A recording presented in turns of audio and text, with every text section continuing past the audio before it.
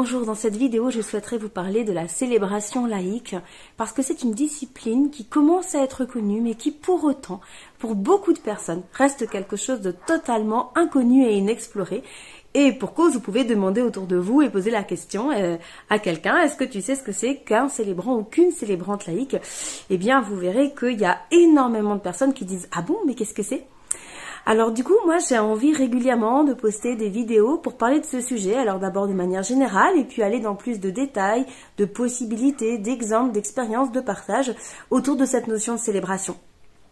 La célébration, elle a toujours fait partie de nos vies d'humains, il y en a toujours eu. Alors c'est passé par des cultes sociaux, religieux, il va y avoir différentes cultures, traditions, ça va dépendre aussi si on est dans tel ou tel, par exemple, mouvement, dans tel ou tel... Voilà, source d'inspiration ou autre, on va avoir quelque part des rites ou des possibilités quelque part de ritualiser la vie. Et les temps de vie quelque part vont être marqués par ces rites. Et aujourd'hui, eh bien les rites ils se sont de plus en plus appauvris. Il y en a de moins en moins. Alors il y a encore pour ceux qui vont à l'église ou qui ont une religion, une confession, une spiritualité quelconque, peut-être encore certains rites qui sont marqués, mais il y en a de moins en moins. Et du coup, c'est un espace dans lequel souvent il y a de plus en plus de personnes qui ne se retrouvent pas. Ne se retrouvent pas peut-être dans les cérémonies classiques de mariage, de funérailles, de baptême, ou même dans les différents rituels de vie, départ en retraite, un déménagement. Comment est-ce qu'on peut se réapproprier le sens du rituel, le sens du passage? Le célébrant laïque, il est là pour ça. Il est là pour célébrer quelque part avec vous les différents moments de vie, pour les, on va dire quelque part, les exprimer à la mesure de votre vécu, de vos aspirations, de ce qui a du sens pour vous.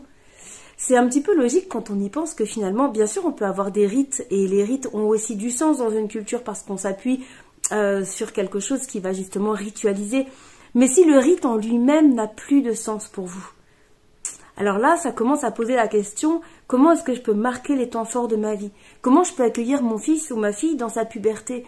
Comment je peux accueillir tel ou tel passage finalement, que ce soit quelque chose de notable comme un mariage ou des choses justement plus discrètes comme la puberté où dans notre société il n'y a aucun rite pour ce genre de passage. Comment est-ce qu'on va se réapproprier ces temps-là pour les créer soit par nous-mêmes, soit pour justement se réapproprier de manière sociale des rites qui vont avoir du sens mais pour vous, donc quelque part des rites personnalisés.